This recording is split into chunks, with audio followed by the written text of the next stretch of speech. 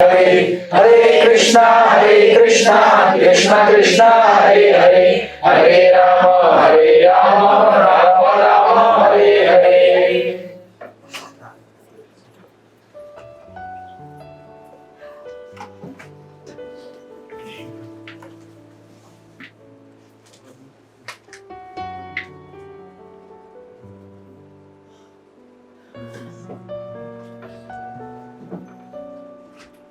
Repeat कीजिए मेरे पीछे। स्यात् कृष्ण नाम चरितादि सीतापविद्या, कृष्ण नाम चरितादि सीतापविद्या, पीतोत्तरसनस्य न रुचिकानो, किन्तु आदरादनुदिनं खलु सैव जुष्ट्वा, स्वाद्विक्रमाद भवति तदगदमूलहन्त्री।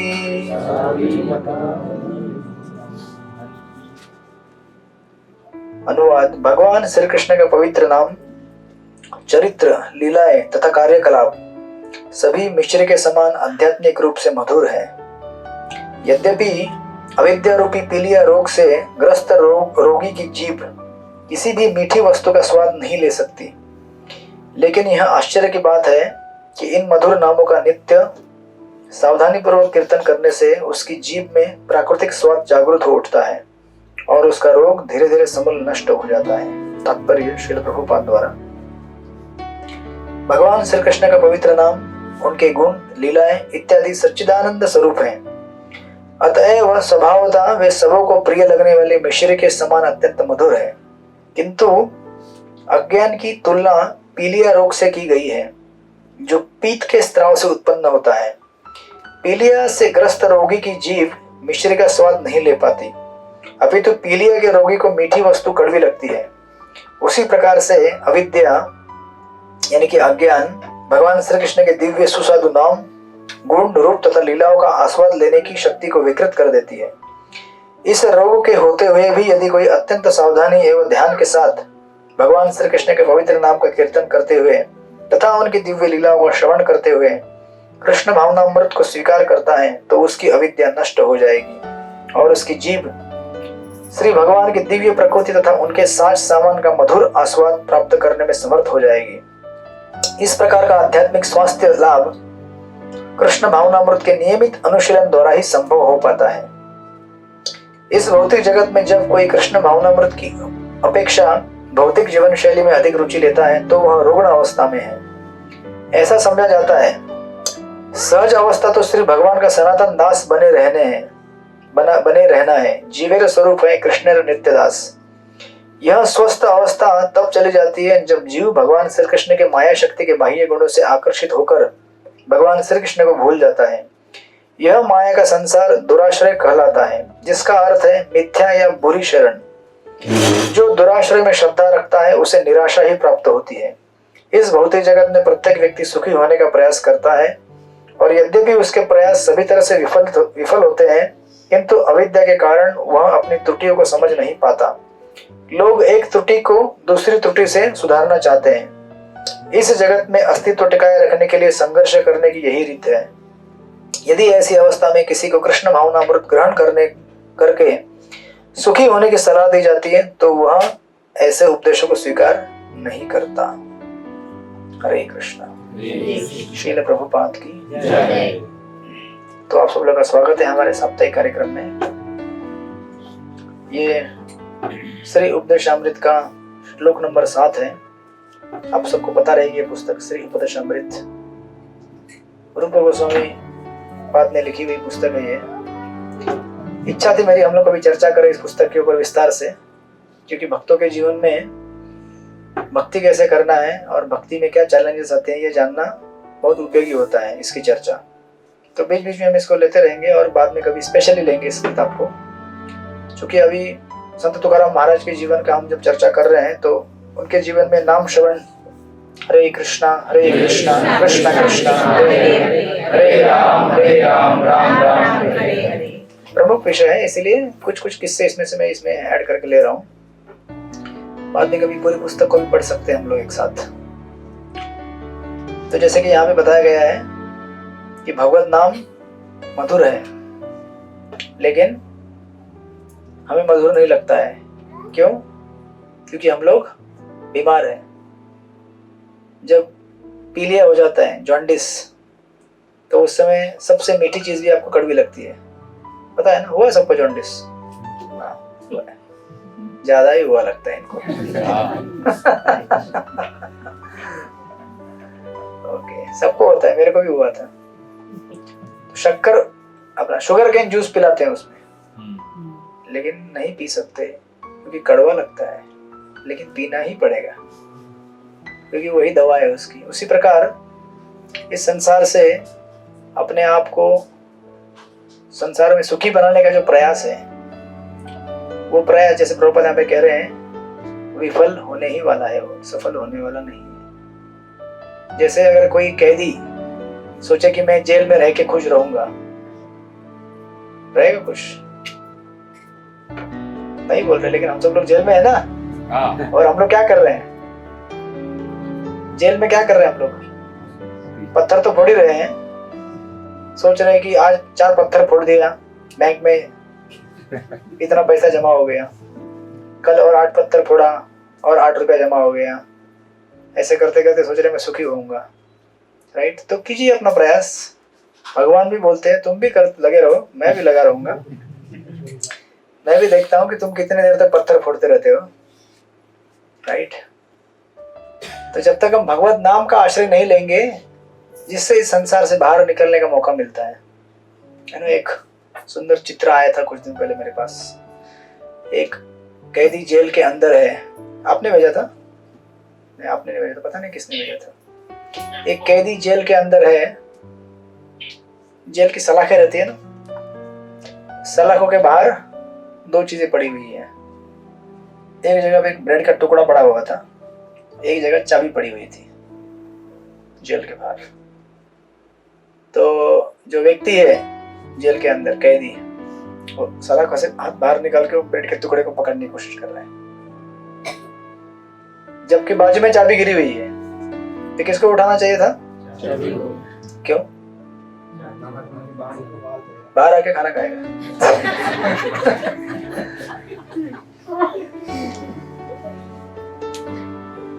क्यों ऐसा कर रहा था वो? उसको क्या उठाना चाहिए था? क्या होगा उससे? ये तो छोटे बच्चे भी बता सकते हैं। परीक्षित कौन है? पराशर की परीक्षित, भूल जाता हूँ। परीक्षित क्या उठाना चाहिए था उसे? देखो, इंटेलिजेंट है, ताली बजाओ इसके लिए। बच्चे भी जानते हैं, लेकिन हम लोग नहीं जानते। तो हम लोग क्या कर रहे हैं? चाबी नहीं उठा रहे हैं, हम लोग वो ब्रेड के टुकड़े को उठाने की कोशिश करते हैं। यानी कि इस संसार में मुझे सुख कैसे मिलेगा, भूख कैसे मिलेगा? क्योंकि क्या होता है ना कि चाबी है वहां पे, लेकिन हम सोचते हैं अभी चाबी उठाएंगे, खोलेंगे कब? बात तो पहले ब्रेड का टुकड़ा उठा के खा लो, फिर चाबी उठाएंगे। उसको बोलते हैं संस्कृत में श्रेयस और प्रेयस। श्रेयस यानी कि हमारे लॉन्ग टर्म बेनिफिट के लिए क्या काम में आने वाला है, उसे बोलते हैं श्रेयस। और प्रेयस मतलब अभी इमीडिएटली क्या मुझे मिल रहा है। अभी जैसे छोटे बच्चे हमेशा खेलना चाहते हैं, लेकिन बेचारे खेल नहीं सकते। क्यों? तो पढ़ाई भी करना होता है ना। लॉन्ग टर्म हमें देखना पड़ता है कि आगे जाके इसका भविष्य बनाना है, तो आज उसे रोकना पड़ेगा। ज्यादा खेलो 1 आध घंटा, बाद में पढ़ाई करो, बराबर? दिन भर खेलता रहेगा तो क्या होगा परीक्षित? फिर मम्मी डांटेगी, सिर्फ डांटती है। अच्छा जी, आजकल बच्चों को छड़ी भी नहीं दिखा सकते। नहीं, छड़ी दिखाए तो क्या होगा आशीष प्रभु? आप लोग नहीं दिखाते छड़ी? दिखाते हैं ना? अच्छा, पहले, अभी आजकल नहीं। अरे हमारे टाइम पे तो हमारे माता पिता तो बड़ा बड़ा लकड़ा लेके आते थे। एक बार तो मेरे सर के ऊपर फोड़ दिया था वो इसका प्लेट, प्लाई रहता ना। मैं और मेरी सिस्टर बैठ के एक जगह पे देख रहे थे टेलीविजन, आज से बहुत साल पहले, नई बात नहीं, बहुत साल मतलब बचपन था हमारा वो। तो ऐसे ही जब पढ़ाई का टाइम था तो हम लोग ऐसे बैठ के पड़ोसी के इधर देख रहे थे टीवी। वो टाइम में हमारे पास टीवी नहीं था, तो हमको लगता था टीवी मतलब बाप रे, ब्लैक एंड व्हाइट देख रहे थे। तो पिताजी आए, बड़ा गुस्से में आए, था हल्का फुल्का जैसे ना स्केल लकड़ी का ऐसा कुछ था। तो जब मेरे सर के ऊपर फोड़ा तो 2 टुकड़े हो गए। मुझे लगा मैं अभी कराटे चैंपियन हो जाऊंगा। वैसे पिटाई होती थी हमारी। आजकल के बच्चे तो फिर लकड़ा दिखाएगा तो भी बेचारे उधर ही पुलिस को फोन करते हैं। आपको पता है क्या, वेस्टर्न वर्ल्ड में, अमेरिका में या यूरोप में, बाहर के अगर पिताजी ने पीटने के लिए आया ना तो फिर सीधा पुलिस को फोन लगाते वो लोग, देखो मेरा शोषण किया जा रहा है घर में। ऐसी हालत है। अपने बच्चों को भी माँ बाप डांट नहीं सकते, ये उनकी संस्कृति है। वही संस्कृति हमारे पास आ रही है धीरे धीरे, राइट। तो जब आपके पास ऑप्शन है, चाबी है वहां पे और वहां पे ब्रेड का टुकड़ा पड़ा हुआ है, तो हमें चाबी उठाना चाहिए। क्योंकि चाबी जब उठाएंगे, जेल से बाहर निकलेंगे तो एक ब्रेड का टुकड़ा क्या, हजारों ब्रेड के पीस मिलेंगे, स्वच्छंद आजादी मिलेगी नहीं। इसी प्रकार संसार में बंदी जो बने हुए इस भौतिक जगत में, बंदी गृह में हमें हम लोग, तो हम लोग क्या करते हैं कि हमें जो थोड़ा बहुत भोग वस्तु मिलता है उसको एंजॉय करने जाते हैं। मंदिरों में भगवान का नाम लेने जाना है, या रोज अपना भगवान का नाम घर पे लेना है, भगवान की पूजा करनी है, गीता भागवत पाठ करना है, वो नहीं करते हम लोग। क्या सोचते हैं, अरे क्या होगा इससे, गीता पढ़ के किसी का भला हुआ है आज तक? ऐसा बोलने वाले बहुत सारे लोग हैं, राइट। वो सोचते हैं कि काम धंधा करेंगे, नौकरी बनाएंगे, पैसा कमाएंगे, मंदिर में जाएंगे, 1 घंटा बर्बाद हो जाएगा हमारा। नहीं जानते कि वो 1 घंटा कितना मूल्यवान है उनके जीवन का। वो 1 घंटे में चाबी बना रहे, वो चाबी बन रहा है, और जिस दिन चाबी पूरा बनेगा जेल खोल के बाहर निकल सकता है वो। तो भगवान का नाम, भगवान की भक्ति वो चाबी है जिसे हमें पकड़ना चाहिए। उसको पकड़ने का छोड़कर हम लोग क्या कर रहे हैं, अलग अलग विषय वस्तु को ले रहे हैं। अभी आज संडे है तो कई लोग मॉल में गए होंगे, थिएटर में गए होंगे, चौपाटी घूमने गए होंगे, हिल स्टेशन गए होंगे, होटल गए होंगे, लेकिन मंदिर नहीं आएंगे। क्यों? चाबी बनती है ना यहाँ पे।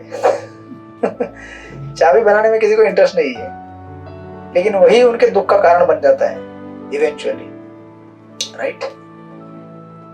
तो इसलिए हमें बुद्धिमान होना चाहिए कि ये संस्था जो है, या अलग अलग आध्यात्मिक संस्थाएं, मंदिर जो रहते हैं, यहाँ पे क्या होता है, चाबी की मेकर है। कोई यहाँ पे चाबी बनाने वाला?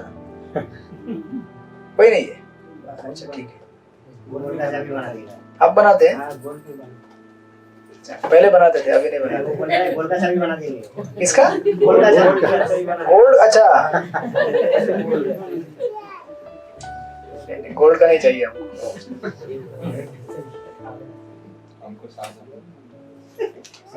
क्या?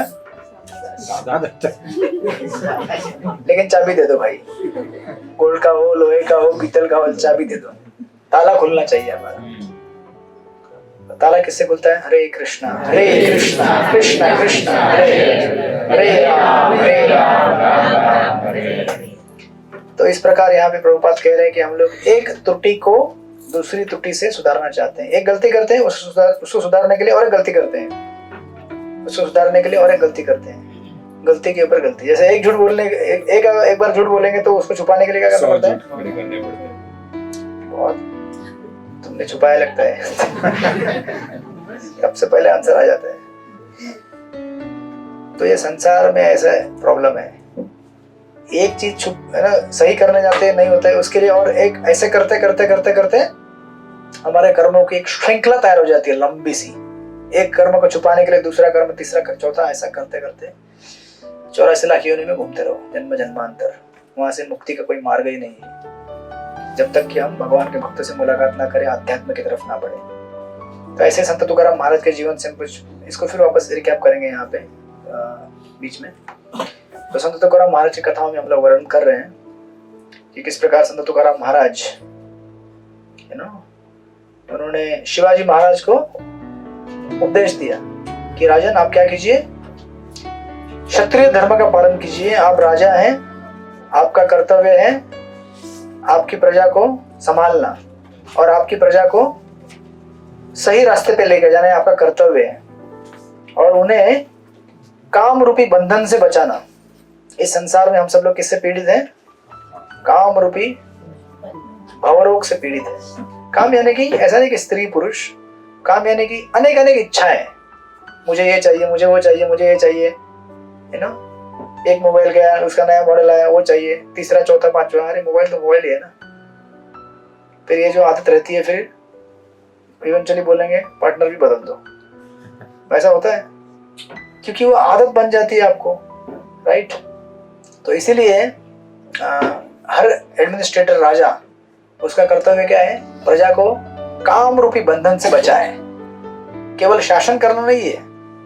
आजकल लोग सोचते हैं कि मैं गवर्नमेंट चलाऊंगा, पैसा लूंगा, मेरा बंगला बनेगा, तुम बाहर में जाओ, मुझे कोई लेना देना नहीं है, ऐसा होता है ना। और हम लोग भी इतने बेवकूफ है, ऐसे लोगों को इलेक्ट करके लेके आते हैं। क्यों?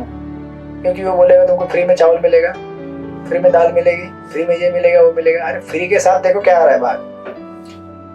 इंसान का दिमाग इतना लिप्त है इमीडिएट चीजों में, श्रेयस नहीं देखता है वो लॉन्ग टर्म। मैं किसी पार्टी का कैंपेन नहीं कर रहा हूँ आप लोग ये मत सोचिए। मेरे बताने का सारांश ये है कि हम लोग ये नहीं देखते कि मुझे लंबे समय के लिए क्या काम में आएगा।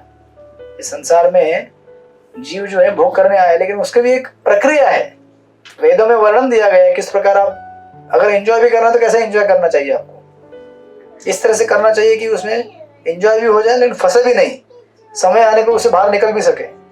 इसलिए वर्णाश्रम पद्धति में ये पद्धत बनाई गई थी, यू नो, धर्म अर्थ काम मोक्ष।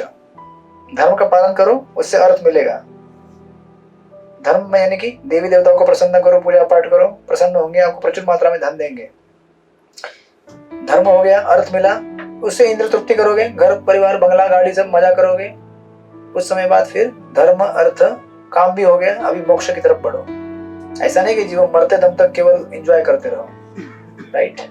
मरते दम तक एंजॉय कौन करता है? पशु। क्योंकि उसको अकल नहीं है, बुद्धि नहीं है कि मेरा जीवन इसके लिए, इससे भी परे और कुछ चीजों के लिए बना हुआ है, राइट।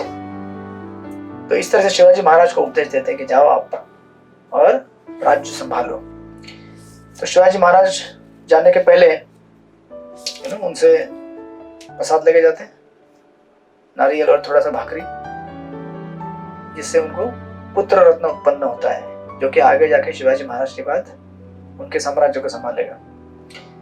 तो इस प्रकार शिवाजी महाराज निकल जाते हैं और तुकाराम महाराज लोह गांव में और 4 महीने वास्तव्य करते हैं, वहीं पे रहते हैं। और वहां से उसके बाद देहू की तरफ निकल पड़ते हैं। तो बीच बीच में जाते थे देहू गांव प्रीचिंग करने के लिए, फिर वहां से वापस आते थे, है ना। देहू उनका मूल गांव था। तो एक छोटे छोटे अभी एपिसोड्स का वर्णन करते हैं यहाँ पे लेखक। एक किस्सा बताया कि एक बार तुकाराम महाराज ने किस प्रकार एक चमत्कार करके दिखाया अन्नदान का। कहते कि एक बार चिंतामणि देव करके एक व्यक्ति थे, ब्राह्मण, पूना से यात्रा पे आ रहे थे देहू की तरफ। देहू की तरफ नहीं, भीमाशंकर की तरफ। पूना के लोगों को मालूम रहेगा वो साइड का एरिया।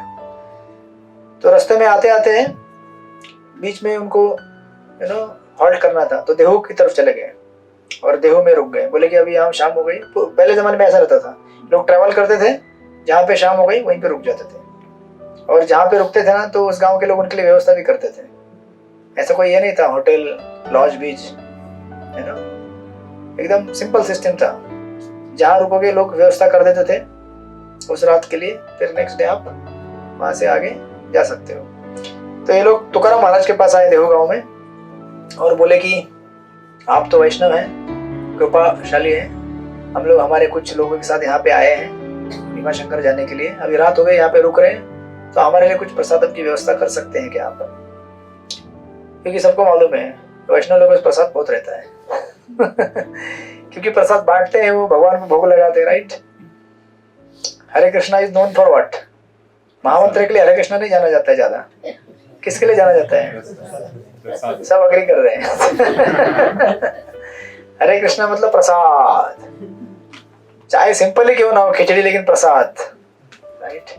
फिर वो खाते खाते हरे कृष्णा कृष्णा कृष्णा कृष्णा हरे हरे, हरे राम राम राम हरे हरे। महामंत्र भी आ जाएगा, डोंट वरी, धीरे धीरे आता ही है वो समय के साथ। तो फिर तुकाराम महाराज बोले ठीक है, आपके लिए कुछ सामान देता हूँ। तो उन्होंने थोड़ा सा दाल चावल सब्जी जो भी है लाके उनको दिया। तो चिंतामणि देव बोले कि अरे लेकिन ये तो केवल एक आदमी के लिए पूरा होगा, ये सब इतने आदमी के लिए होगा नहीं, मेरे जितने लोग हैं। बोले आप चिंता नहीं करो, आप लेके जाओ बनाओ। तो जाके उन्होंने बनाया, और जब बनाया और सबको बांटने लगे, जितने भी लोग आए थे सबको सफिशिएंट हो उतना क्वांटिटी, है ना। ये सब सिद्धियां तुकाराम महाराज के पास थी। तो आप ये फिर ये नहीं बोल सकते कभी कि तुकाराम महाराज के घर में इतना गरीबी था, कभी खाने को नहीं था।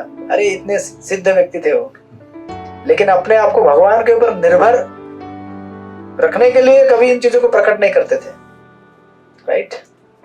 शरणागति मतलब क्या होती है? वन पॉइंटेड, मेरी तरफ से मैं कोई एंडेवर नहीं करूंगा, भगवान जो मुझे देंगे उसे भी निर्भर रहूंगा मैं। ये हम में से कोई भी इमिटेट नहीं कर सकता, नकल मत करना कोई भी, ठीक है ना।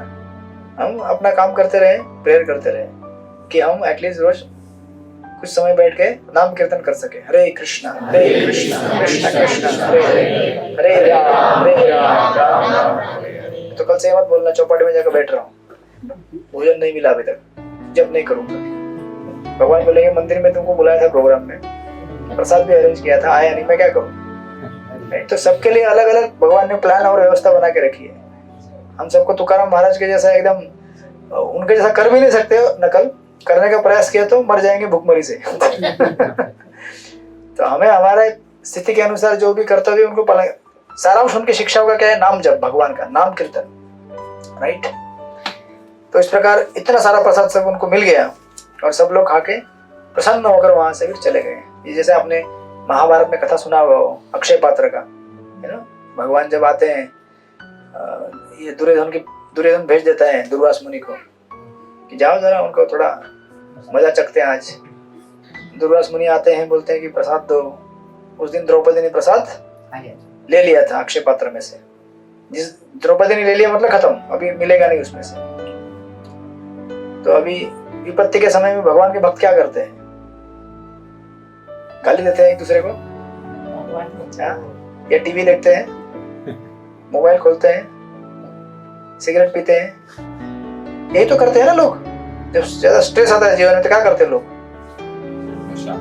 उनको लगता है कि ये करूंगा तो मैं थोड़ा मेरा प्रॉब्लम दूर तो होने वाला नहीं, लेकिन स्ट्रेस कम हो जाएगा। इससे स्ट्रेस और बढ़ता है।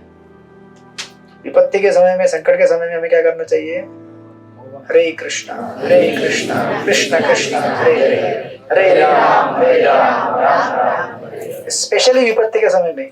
क्यों? जब सब कुछ ठीक है तब तो नाम लेंगे आप, लेकिन जब स्पेशली ठीक नहीं होता है तब अगर लेंगे तो भगवान नोटिस करते हैं, हाँ चाबी बना रहे हैं, इसका चाबी बन रहा है धीरे धीरे। उसका फिर निश्चय देखते हैं कि ये अगर विपत्ति में मेरा नाम ले सकता है तो जब सब कुछ अच्छा लगे रहेगा तो जरूर मेरा नाम लेगा। ये परीक्षा होती है भक्तों की, राइट। तो सारे पांडव भगवान को याद करते हैं, भगवान आ जाते हैं, बोलते हैं खिलाओ कुछ। क्या खिलाओ? सब खत्म हो गया।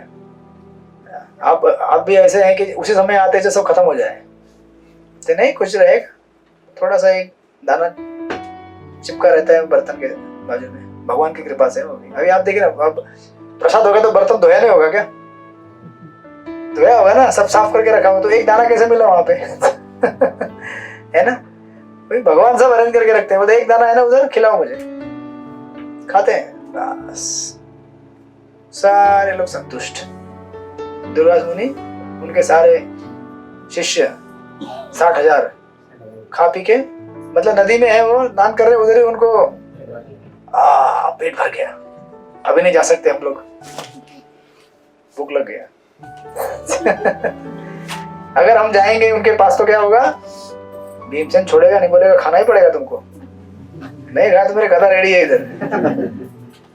तो डर जाते हो, निकल जाते हो वहां से। तो भगवान अगर संतुष्ट हो जाए तो संपूर्ण विश्व संतुष्ट हो सकता है, क्योंकि भगवान क्या है?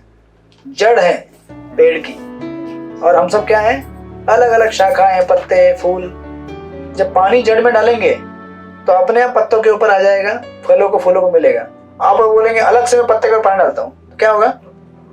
पत्ता खराब हो जाएगा पानी डाल डाल के, समझे ना। जैसे गौर कृष्ण महाराज उदाहरण देते हैं कि अगर आपको डॉक्टर बोलेगा कि आपके आंख की रोशनी गई है, थोड़ा दूध में बादाम डाल के पियो, आ जाएगा, तो आप गरम दूध बादाम वाला आंख में नहीं डालते मुंह में डालते हैं और फिर पेट में जाता है, शक्ति होकर संचालित होकर आंख में आ जाता है, राइट। यथा तरुण मूलम निशोचनेन तृप्यन्ते यत्स्कन्ध भुजोपशाखा, ये भागवत में कहा गया है, राइट। तो मूल जो है उसको हमें संतुष्ट करना चाहिए, उसकी कृपा से बाकी सब संतुष्ट हो जाएगा। जैसे गीता में भगवान कहते हैं मच्चित्ता सर्व दुर्गाणि मत प्रसादात तरिष्यसि। अगर आपके जीवन में कष्ट है, दुर्ग मतलब क्या, ऐसा चीज जिसे हम पार नहीं कर सकते उसको दुर्ग बोलते हैं। इसलिए देवी का नाम क्या है, दुर्गा, क्योंकि जेलर है वो। क्या डर गए? देवी के हाथ में क्या है, दूसरे हाथ में क्या है, तीसरे हाथ में क्या है, सब हथियार ही है, सब हथियार ही है। कमल का फूल पकड़ के नहीं बैठी हो, हाँ है ना, लेकिन आपको देने के लिए नहीं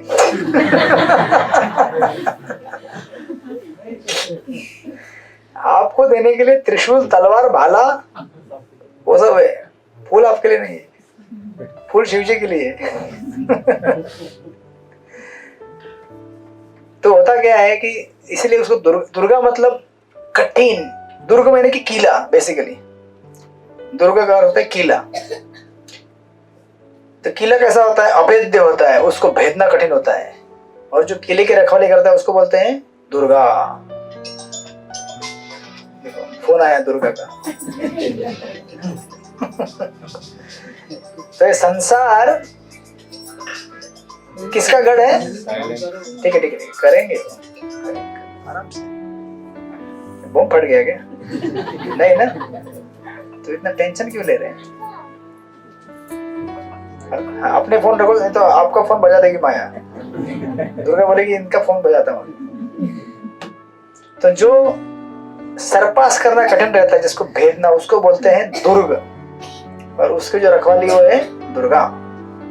ऐसे दुर्गा से अगर हमें पार होना है, और जीवन की समस्या कैसी है, दुर्गा के समान है, राइट। आज दूसरा बच्चा किधर गया? हाथ किसका फंस गया था? अच्छा इसका फंस गया था। ठीक है ठीक है, सॉरी सॉरी, बैठा हुआ है। तो पीछे कौन है? ये अच्छा गोपाल गार्डन। हाँ ठीक है, बहुत छोटा गोपाल गार्डन है, बड़ा वाला इधर है। तो भगवान कहते हैं कि दुर्ग जैसे समस्याएं जो हैं, इनसे अगर आपको पार जाना है तो क्या करना पड़ेगा? मत चित्ता, मेरा आपको चिंतन करना पड़ेगा। क्यों? क्योंकि दुर्गा जिसके वश में है वो कौन है?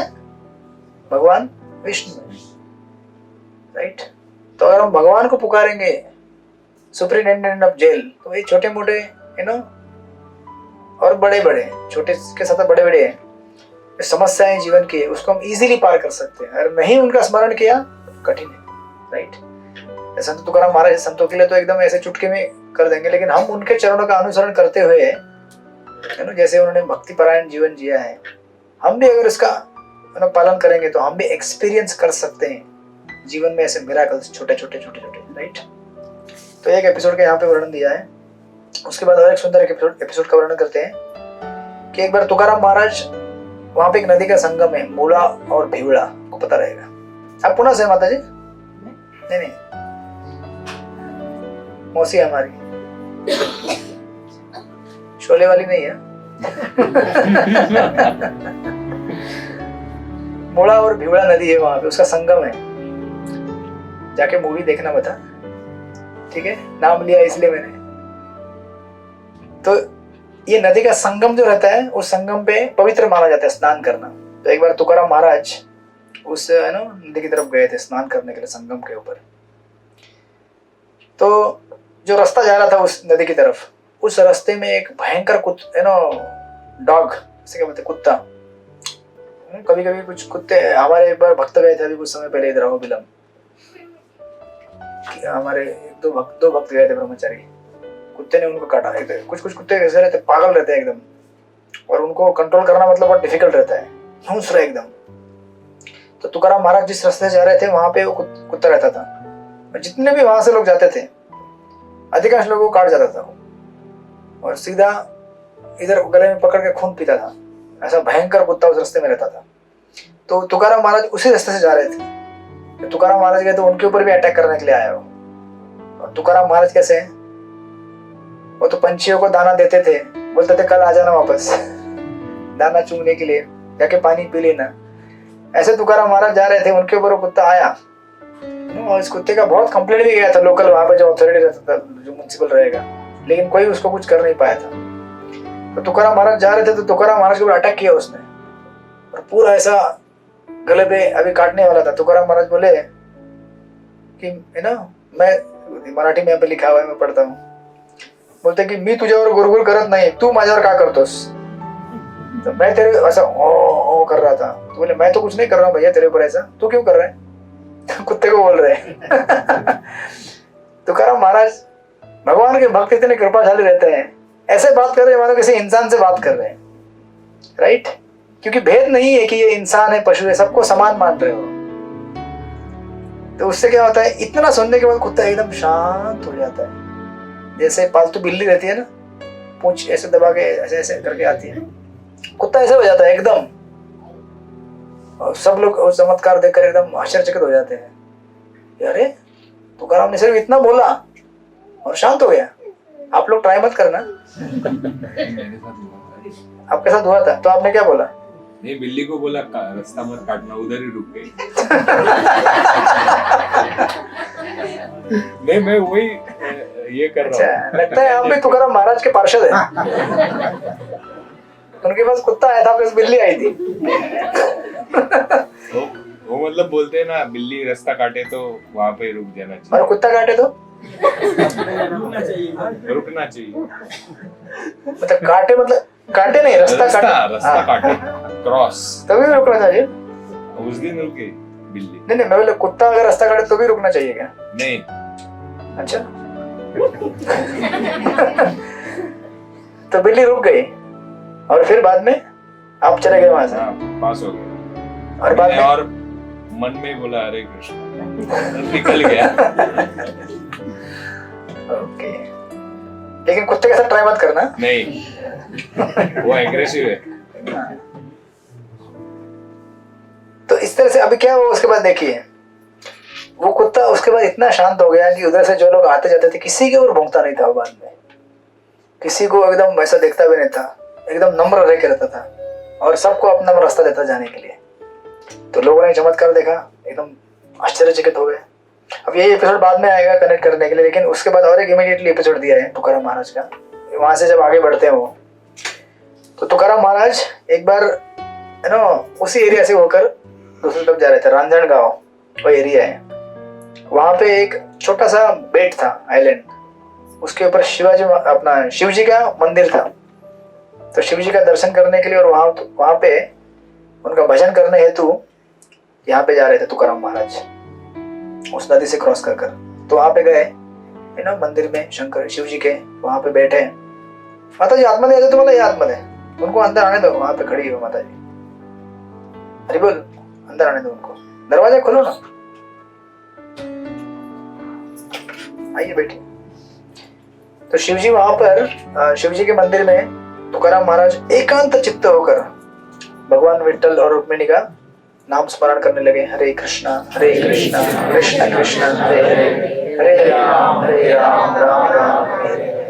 ध्यान मग्न हो गए और भगवान का नाम लेने लगे, उनकी लीलाओं का स्मरण करने लगे वहां पर रहकर। तो इतने में जब मध्याह्न का टाइम हो गया तो मधुकरी मांगने के लिए वो उस गांव के एरिया में निकल गए। मधुकरी मतलब समझते हैं, भिक्षा से भोजन मांगने के लिए। साधु संत ऐसे जीते हैं, होटल में नहीं जाते हैं राइट, ट्रेडिशनल सेंस में। अभी जाओगे तो कोई देगा नहीं आपको, तो आपको होटल में जाना पड़ता है इसलिए। तो आप बोलेंगे ये सब लोग फिर होटल में क्यों जाते हैं, अभी वो टाइम नहीं रहा, लेकिन ऐसे ट्रेडिशनली लोग जीते थे। तो तुकाराम महाराज जब भिक्षा मांगने के लिए तो उनकी एक मुलाकात ब्राह्मण से हुई। उस ब्राह्मण ने उनको बुलाया घर पे, बोले कि आ जाओ हमारे पास, आपको भोजन देंगे। घर पे गए, सुंदर भोजन कराया उनको, संतुष्ट किया उनको। और फिर उनका एक प्रश्न था उनके सामने रखा तुकाराम महाराज के सामने ब्राह्मण ने। ब्राह्मण बोला कि मेरा एक पुत्र है 8 साल का, लेकिन आज तक उसने अपना मुंह खोला नहीं है, बोलता ही नहीं, वो बोलने को आता नहीं है, इसलिए उसका अभी तक उपनयन संस्कार भी नहीं हुआ, उसको मैंने गायत्री मंत्र भी नहीं दिया, और मैं सोच रहा हूँ कि कभी ये बोलेगा कि नहीं बोलेगा।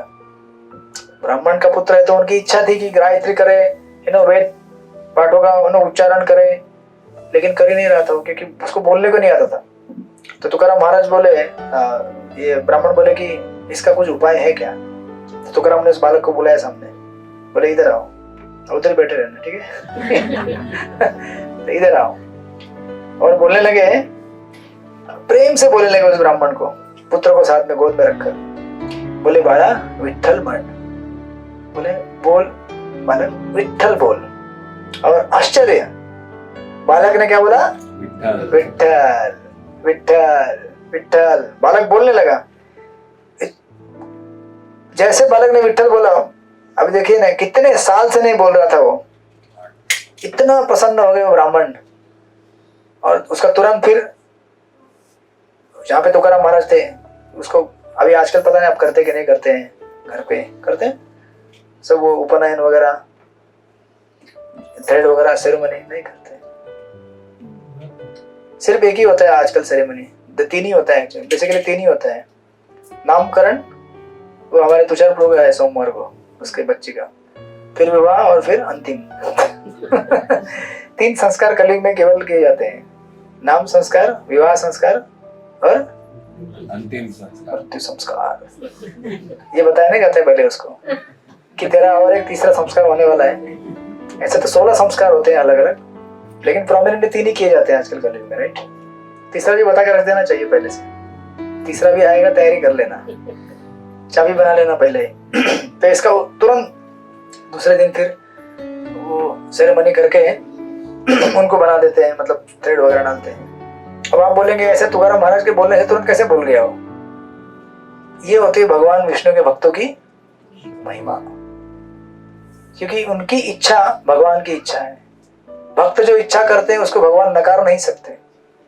अगर भक्त कुछ बोलेगा, शुद्ध भक्त बोल रहा हूं मैं, हम और आप बहुत कुछ बोल सकते हैं, लेकिन बहुत ही कम फर्क गिरेगा।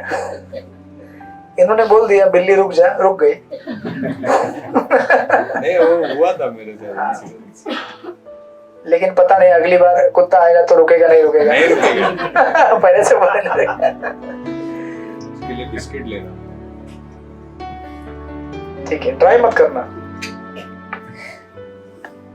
तो ऐसे भगवान के भक्तों की महिमा होती है। अभी देखिए, तुकाराम महाराज, ब्राह्मण ने उनको अच्छी तरह से ग्रीट किया, फिर प्रसाद दिया, फिर उनको प्रणाम करके तुकाराम महाराज निकल गए वहां से। जब रिटर्न आ रहे थे, उसी रोड से रिटर्न आए थे जिस रोड से पहले वो कुत्ता मिला था, राइट। तो तुकाराम महाराज ने देखा कि वो कुत्ता भी क्या हो गया है, शांत हो गया है। फिर उसके सर के ऊपर हाथ रखा, उसको मसाज किया, और चैतन्य महाप्रभु की लीला में भी ऐसे मिलते हैं एपिसोड बहुत सारे। चैतन्य महाप्रभु की लीला में शिवानंद सेन करके एक महाप्रभु के भक्त थे, जो बंगाल से उड़ीसा, आज बंगाल वाले लोग किधर गए, नहीं वो सिर्फ फैमिली किधर गए, प्रभु जी आते थे वो बालक, अच्छा बाहर बंगाल गए क्या। तो बंगाल से उड़ीसा पैदल यात्रा पर जाते थे महाप्रभु को मिलने के लिए। तो एक बार जब जा रहे थे तो एक कुत्ता उनके पीछे पीछे आ गया, बोट से क्रॉस करते थे नदी। तो एक दिन वो फिर शिवानंद ने उस कुत्ते को रखा था, साथ में उसको भोजन खिलाते थे। वैष्णव मतलब ऐसा होता है, कंपैशन हर चीज के ऊपर।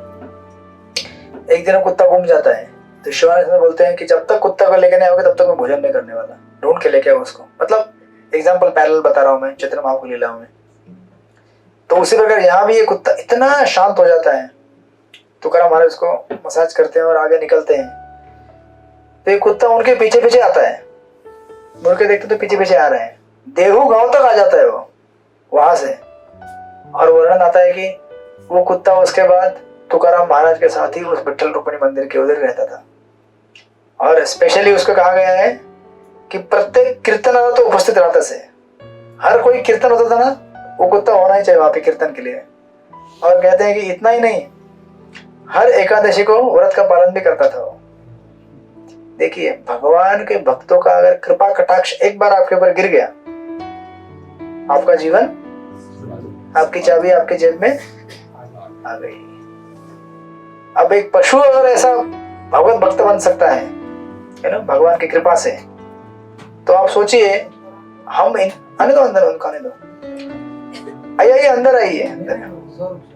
हाँ ठीक है। तो आप सोचिए कि हम लोग इस तरह से, इंसान का हमें शरीर मिला हुआ है, तो हमारे पास कितना कैपेसिटी है, राइट?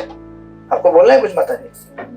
हाँ, सोचिए एक पशु भी इतना अगर भक्ति कर सकता है, राइट, उसके बाद से वो उसका उद्धार हो गया।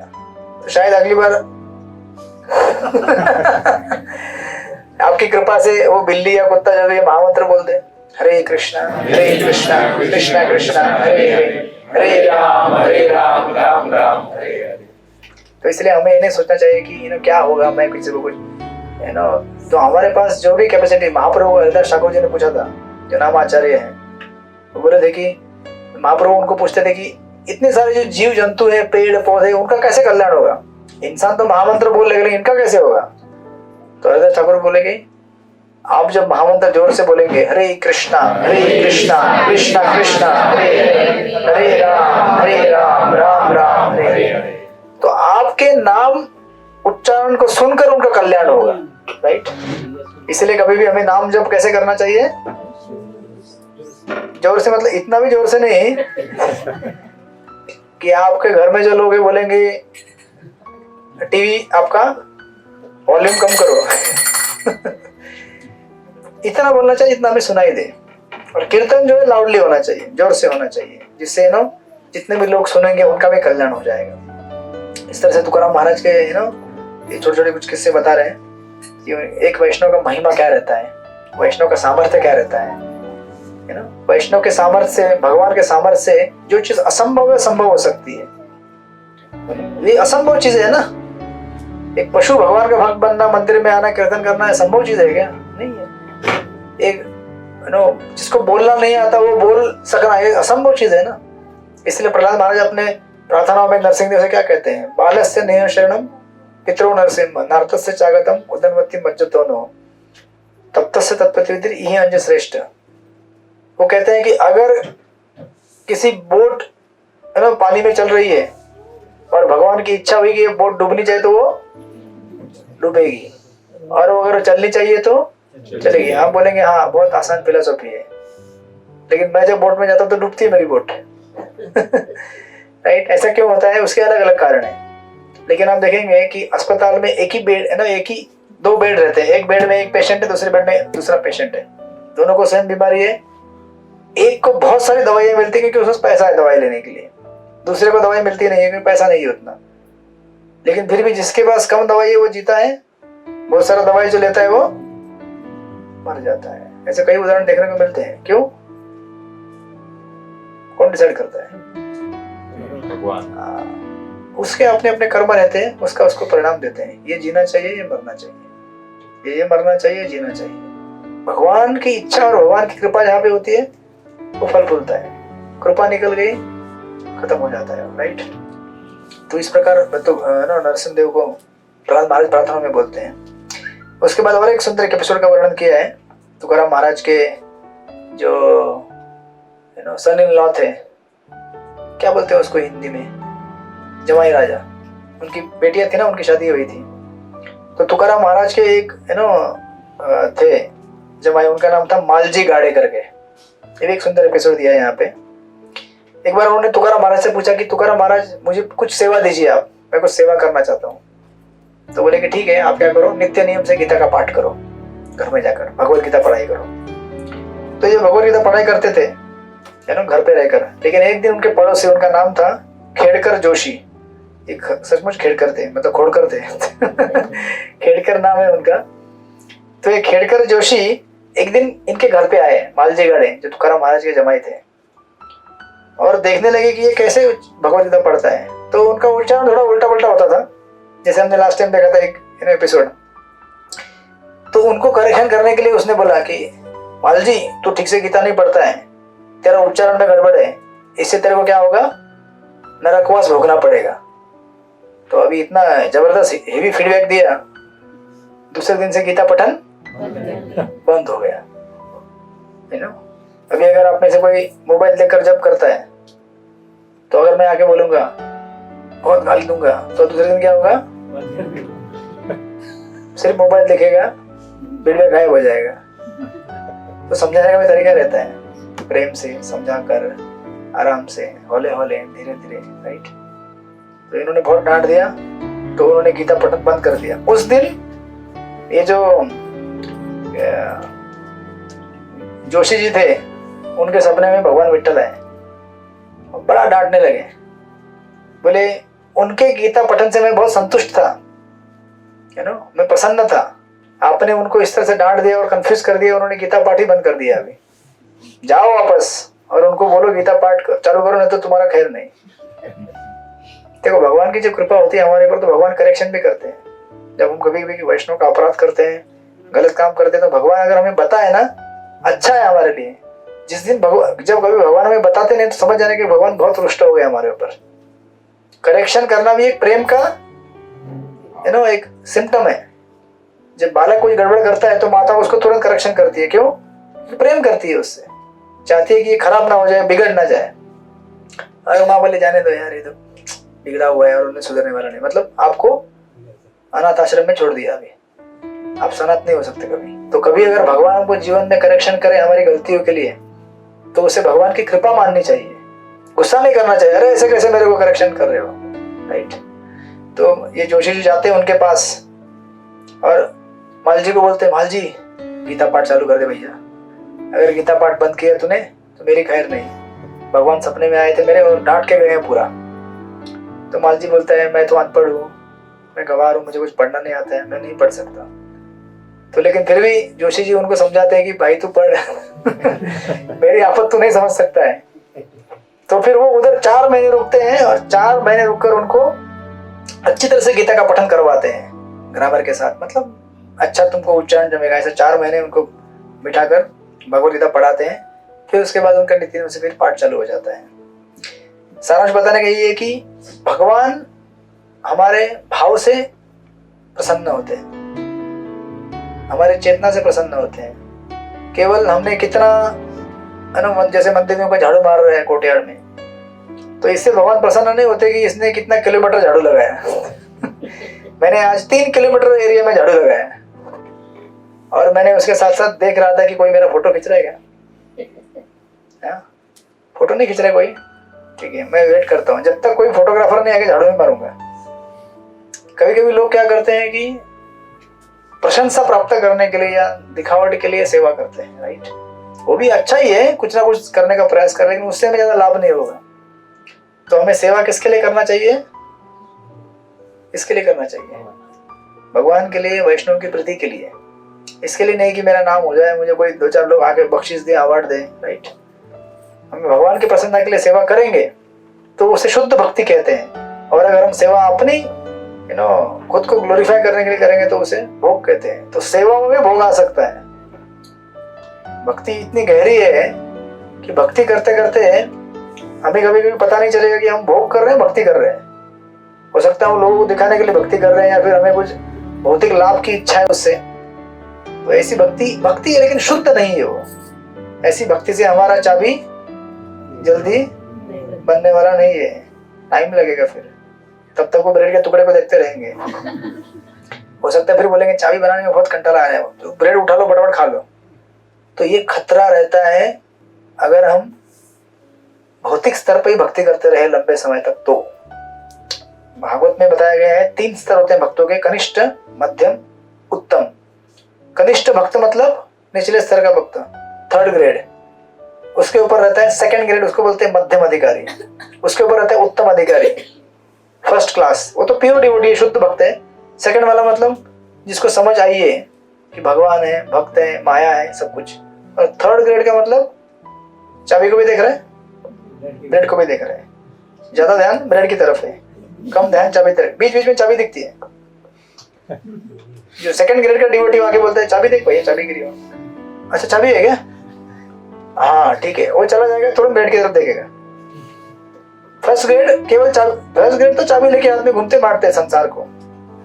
2nd ग्रेड वाला आके हमें बताता है चाबी भी देख लो। 3rd ग्रेड का बेचारा स्ट्रगल करते रहते हैं, चाबी ब्रेड, चाबी ब्रेड, ज्यादा समय ब्रेड। तो अगर उसी स्तर पे हम लोग रहेंगे तो उधर से भी नीचे गिरने का खतरा रहता है। कनिष्ठ से फिर हम क्या हो जाएंगे, कनिष्ठ को भी अधिकारी कहा गया है, कनिष्ठ अधिकारी, क्योंकि वो भी भक्ति करने का प्रयास करता है। लेकिन ज्यादा देर अगर हम कनिष्ठ स्तर पे रहेंगे तो उधर से निकलकर हम क्या हो जाएंगे, सीधा भौतिक स्तर पे आ जाएंगे, फिर सिर्फ ब्रेड ही ब्रेड, चाबी नहीं। आपको समझ में आया कि नहीं आया? तो ज्यादा देर थर्ड ग्रेड का भक्त बने रहने में खतरा है। क्या है? नींद आ रहा है? ठीक है, ठीक है। ज्यादा देर थर्ड ग्रेड का भक्त बने रहने में, तो अभी आप बोलेंगे फिर प्रभु जी सेकेंड ग्रेड का भक्त कैसे बन सकते हैं? वही हम देखेंगे। मे भी आज मैं ट्राई कर रहा था उस पॉइंट पे आने का, लेकिन इसी से कनेक्टेड पॉइंट है कि हम लोग थर्ड ग्रेड से सेकेंड ग्रेड में अपने आप को अपग्रेड कैसे कर सकते हैं, तो उसको हम देखेंगे अगली बार। ठीक है, कि हम सेकेंड ग्रेड के भक्त कैसे बन सकते हैं, क्योंकि ज्यादा देर थर्ड ग्रेड के भक्त बने रहना बहुत खतरनाक है। जैसे ट्रेन में अगर आप रहते हैं, दरवाजे में कुछ लोग खड़े रहते हैं थोड़ा अंदर, और जो सीट में बैठा हुआ है, जो सीट में बैठा हुआ क्या है, first class, first grade devotee, confirm seat है अपना। अभी वो पहले आया या फिर टिकट निकाला उसने, लोकल ट्रेन का बात कर रहा हूं मैं, ठीक है ना, उसको मिल गया। सेकंड थोड़ा देर आया, वो खड़ा ही है बीच में, बैठने को ही नहीं मिलता है, बाहर निकलने को ही नहीं मिलता है। इतना जाम है ट्रेन, मालूम है ना आपको? इधर से जाएंगे हम बोरीवली से, अगर दही से उतरना है आपको, मेरे उतरना है शाम के 6-7 बजे के टाइम पे, नहीं उतर पाएंगे आप, सीधा लास्ट स्टेशन। और कुछ लोग बेचारे दरवाजे पे खड़े रहते हैं, थर्ड ग्रेड डिवोटी, उधर से गिर सकते हैं, दरवाजे से बाहर गिर सकते हैं ना। तो उसको क्या करना चाहिए, प्रयास धीरे धीरे अंदर, और धीरे धीरे तो जो खड़ा है बैठा रहता है उसको देखते रहते हैं कब उठेगा ये। तो कुछ लोग बोलते भी हैं, भाई उठो अभी, हमको बैठने दो, बहुत टाइम से बैठे हो, आप किधर उतरोगे? हाँ, तो वो बोलेगा हम तो गोलक उतरने वाले हैं, आपको आना है क्या? ठीक है चलो साइड में एडजस्ट करके बैठ जाओ। तो अगर हम प्रयास नहीं करेंगे अपने आप को अपग्रेड करने का, वर्जन 3 से लेकर 2, 1, तो हम लोग खतरे में आ सकते हैं। इसलिए देखिए, आप लोग यहाँ पे सत्संग में आते हैं, अगर मैं आपको 1 साल बाद पूछूं कि आप में से कितने लोग चैंटिंग नहीं कर रहे हैं, और अगर आपके हाथ उड़ गए तो समझ जाने का कि आप लोग अपने आप को इतने समय में अपग्रेड नहीं किए, कर पाए, नहीं किए। करने का मौका मिला है भरपूर, चाबी तो भर भर के दे रहा हूं मैं यहाँ पे। किसी को बीड बैग चाहिए, आ जाना मेरे पास, फ्री में दूंगा बीड बैग, बीड। ऐसा क्या देख रहे हो? नहीं, फ्री में ज्यादा मत लेना, लिमिटेड स्टॉक है उनके लिए जिनके पास नहीं है। भगवत गीता चाहिए, आ जाना। तो इतने समय में अगर हम अपने आप को अपग्रेड नहीं करेंगे तो हमारे लिए क्या होगा, बाद में आप प्रोग्राम में भी आते रहेंगे, लेकिन कुछ समय बाद बोलेंगे हो गया 1 साल का एंटरटेनमेंट, अभी नेक्स्ट दूसरे हॉल में कुछ हो रहा है क्या? आप लोग डर गए क्या? चैंटिंग कर रहे हैं सब लोग, आप लोग तो प्रूफ के साथ दिखा रहे फीडबैक। और जो लोग नए आए हैं आज, डरना मत, डरना मना है। एक बार इधर अंदर आ गए, फंस गए, अभी यहाँ से बाहर बिना फीडबैक के नहीं जा पाओगे आप लोग। तो मैं यही कहना चाहता हूँ कि आप लोग ऐसे आते रहते हैं, लेकिन नियमित रूप से जब भी करते रहिए, क्योंकि अपने सत्संग का लाभ आपको तभी होगा जब आप भगवत नाम चालू करेंगे। मैं तो अपना कुछ थोड़ा बहुत बड़बड़ कर लेता हूँ, चला जाता हूँ, आप भी चले जाएंगे, भूल जाएंगे बाद में मैंने क्या बोला, आपने क्या सुना। लेकिन मंदिर में आते हैं तो आपको एक जरूर पता चलता है कि यहाँ पे आने से हमको भगवत नाम लेना चाहिए, घर में जाके भगवत नाम लेना चाहिए, राइट। तो मैं सोच रहा हूँ कि अगली बार से एक अटेंडेंस शीट रखते हैं, नहीं? आप ही इंचार्ज होंगे उसके। नोटबुक रहेगा, रजिस्टर, उसमें नाम रहेगा, तारीख रहेगी, अब्सेंट या प्रेजेंट, और नेक्स्ट कॉलम रहेगा चैंटिंग कितने राउंड्स कर रहे हैं। कितने भी कीजिए, कोई प्रेशर नहीं है, 1, 2, 3 से लेकर 108 सिर्फ 16 तो प्रभुपाद ने कहा क्योंकि हम लोग उतना कर पाने की कैपेसिटी, लेकिन हरदास ठाकुर कितना करते थे मालूम है आपको? 192। गांव वाले उनके मालूम है उनको। 192 माला। तो हमें इतना प्रेशर नहीं है, 1 कीजिए, 2 कीजिए, 3 कीजिए। अजय देख रहा ना इधर, उसका शादी है बेचारे का अगले महीने। तो मैं बोल रहा हूँ कि शादी के पहले माला कर लेना, तैयारी कर लेना अपनी, है ना? शादी के बाद पता नहीं, ज्यादा करेगा माला। वो बोलते हैं। अच्छा, आशीष प्रभु को साक्षात्कार है। शादी के पहले कम माला होता था, शादी के बाद ज्यादा होता है। तो ठीक है ना, रखेंगे अगली बार से। और फिर क्या करेंगे कि अभी तो आज तक तो मैं जनरल टॉपिक ले रहा था आप लोगों के लिए, अब थोड़े थोड़े सीरियस टॉपिक लेना चालू करेंगे हम लोग, जिसमें आपको अपना रेगुलर साधना कैसे करना है ना, उसके बारे में चर्चाएं की जाएंगी। तो चलेगा ना आप लोगों को? नहीं चलेगा? चलेगा। जिसके पास फीडबैक नहीं होगा मुझे संपर्क कीजिएगा। मेरा नंबर सबके पास है सबके पास। व्हाट्सएप ग्रुप में तो दिखेगा आपको, बस मुझे व्हाट्सएप कर देना। चाबी चाहिए, कितनी चाहिए? 1 2 3 4 5 सबको मिलेगी। और लिस्ट तो मेरे पास ऑलरेडी है, उसमें जितने नंबर है सबको मैं डॉक्यूमेंट करता हूँ, एक शीट बनाता हूँ। अगली बार से आएगा मजा। प्रसाद के पहले प्रसाद मिलेगा, और जो चैंटिंग नहीं करेगा उसको यहाँ पे मुर्गा बनाएंगे। बनेंगे आप लोग? अब स्कूल में हमको बेंच के ऊपर खड़ा कर देते हैं, हाथ ऊपर करके। आधा घंटा मालूम है आपको? आधा घंटा। और सबसे ज्यादा टेंशन क्या रहता था? सब लड़कियां देख रही है। हाँ बोल रहे हैं। सबके सामने बेइज्जती। मुर्गा बना दिया हमको। बनना है आप लोगों को? मुर्गा बनना है? बच्चे भी करेंगे चैंटिंग, लग रहा है मेरे को। छोटी सी माला ब्रह्मा जी की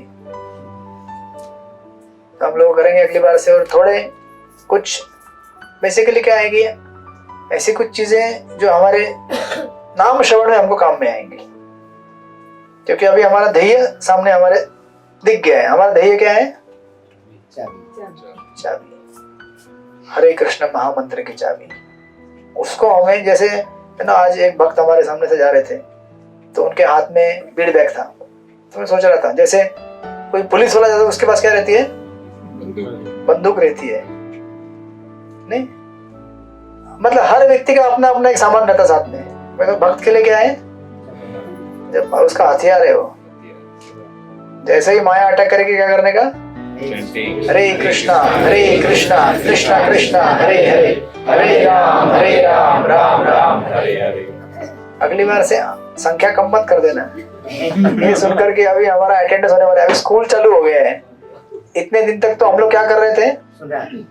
क्या? हाँ, कि स्कूल में जाना है करके सुन रहे थे। अभी स्कूल में भर्ती कर दिया जाएगा आप लोगों को। बिल्कुल डरना मत। मैं बहुत कड़क नहीं हूँ टीचर, सिंपल हूँ। एक राउंड भी करेंगे तो भी आपको 5 स्टार मार्क्स मिल जाएगा, 16 करेंगे तो भी मिलेगा, लेकिन कुछ तो चैंटिंग कीजिए। उद्देश्य यही है कि आप लोग यहाँ पे आए हैं तो आपका लाभ होना चाहिए। खाली हाथ जाएंगे तो मुझे दुख होगा। ठीक है? बिल्कुल डरना मत। नए लोग, पुराने लोग बिल्कुल डरना मत। तो हम करेंगे उसको, और फिर कुछ टिप्स और टेक्निक्स थोड़े बहुत जो भी मैंने सुने हैं, पढ़े हैं, उसको हम शेयर करते हैं भगवत नाम के प्रति, तुकाराम महाराज कथाओं के साथ साथ। ठीक है? हरे कृष्णा। श्रील प्रभुपाद की जय, संत तुकाराम महाराज की जय। तो थोड़ा कीर्तन कर लेते हैं, जिससे हमें बल मिलेगा प्रसाद खाने के लिए।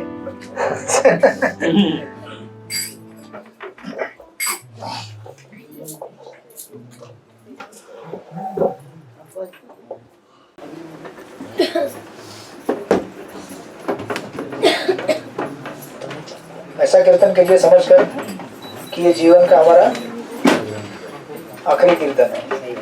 ऐसे कीर्तन करेंगे तो कीर्तन होगा। आप प्रसाद अरेंजमेंट वाले 2 लोग जाइए बस, बाकी नहीं।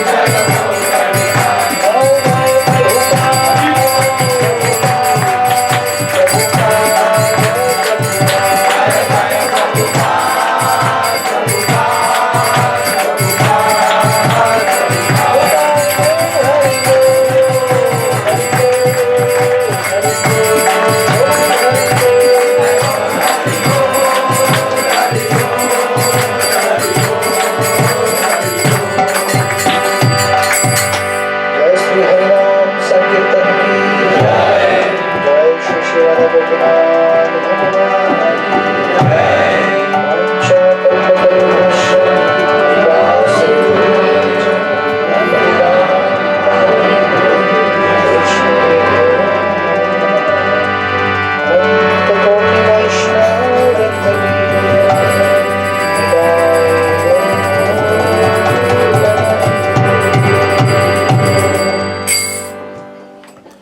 महाप्रसादे गोविंदे नमो ब्राह्मणे वैष्णवे स्वल्प पुण्यवतं राजन् विश्वासो नैव जायते शरीरा विद्याजा जड़ेन्द्रिया ताहिकार जीवे फैले विषय सागरे तार मध्ये जीवाति लोभो माया सुदुर्मति काकजेता कठिन संसारे कृष्ण बड़ा दयामय गरीबारे जीव जाय सुप्रसादन नदी लोभाय सेनामृत पाओ श्री श्री राधा कृष्ण गुण गाओ प्रेमिणा को श्री चैतन्य निताय जय निताय जय श्री कृष्ण चैतन्य प्रभु नित्यानंद श्री अद्वैत गदाधर श्रीवासादि गौर भक्तवृंद हरे कृष्णा कृष्णा कृष्णा हरे हरे हरे राम राम राम हरे हरे हरे कृष्णा कृष्णा कृष्णा हरे हरे हरे राम राम राम हरे हरे हरे कृष्णा कृष्णा हरे हरे हरे राम राम राम हरे हरे। जय श्री राधा गोपीनाथ श्रील प्रभुपाद महाप्रसाद की जय। अनंत कोटि वैष्णव वृंद की जय। पाइए प्रसाद। अगली बार चाबी का नोट किया जाएगा, किसके पास कितना चाबी है। नरसिंह भगवान की। हरे कृष्ण।